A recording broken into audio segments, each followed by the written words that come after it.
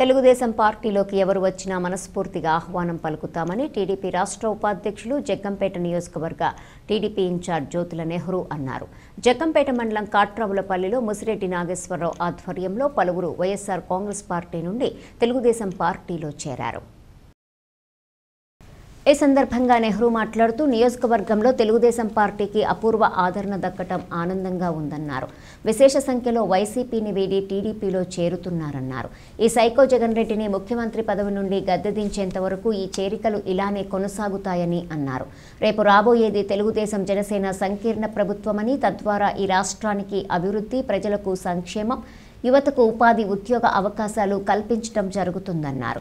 ఈ కార్యక్రమంలో నియోజకవర్గంలోని టీడీపీ అధిక సంఖ్యలో నాయకులు పాల్గొన్నారు.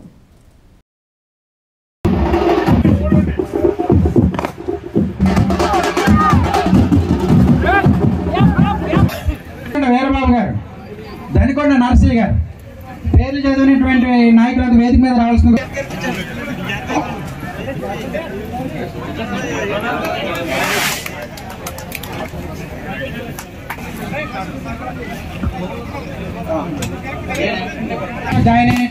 నాకు చదివాడు కదా, మీకు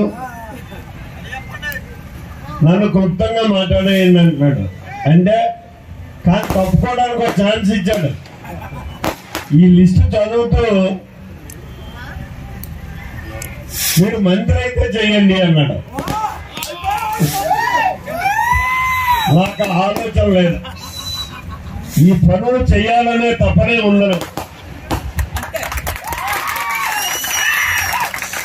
అంటే తప్పించి మంత్రి అన్నది మనకు అవసరం కాదు. మనకున్నటువంటి సమస్యను పరిష్కారం చేసుకోవడం మన సమస్య అవసరం. ఈరోజు చిన్న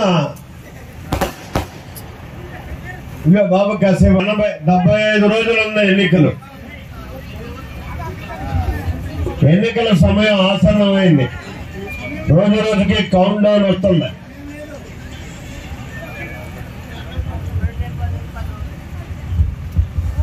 ఇక్కడ ఒక బలమైనటువంటి కూటమి ఈనాడు ఏర్పడ్డది. దానికి కారణం రాజకీయాల్లో ఎవరు పోరాటం చేసే శక్తి సామర్థ్యాలు ఉంటాయి అన్ని రాజకీయ పార్టీలకి కూడా. అలాగనుకుంటే సుదీర్ఘ అనుభవం ఉన్నటువంటి 3 సార్లు ముఖ్యమంత్రి, 3 సార్లు ప్రతిపక్ష నాయకుడిగా 47 సంవత్సరాల రాజకీయ జీవితంలో ఎన్నో పదవులు చేసి ఆటుపోట్లు చూసినటువంటి నాయకుడు, ఒక విజనరీ నాయకుడు అయినటువంటి చంద్రబాబు నాయుడు గారు. ఆయన పోరాటం చేయొచ్చు. అలాగే ఒక పోరాట యోధుడు, రాజకీయాల్లోనూ ఒక నూతన వరుడితోటి అవినీతిని రూపుమాపి విప్లవాత్మకమైనటువంటి నిర్ణయాలతోటి రాష్ట్రాన్ని అన్ని రకాలుగా బాగు చేయాలి అనే కంకణం కట్టుకుని 9 సంవత్సరాలు బట్టి పోరాడుతున్నటువంటి ఒక పోరాట యోధుడు పవన్ కళ్యాణ్ గారు.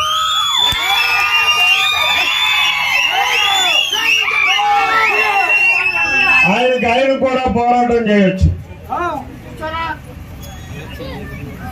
కానీ ఇక్కడ ఇద్దరు కలిసి పోరాటం చేయడానికి గల కారణం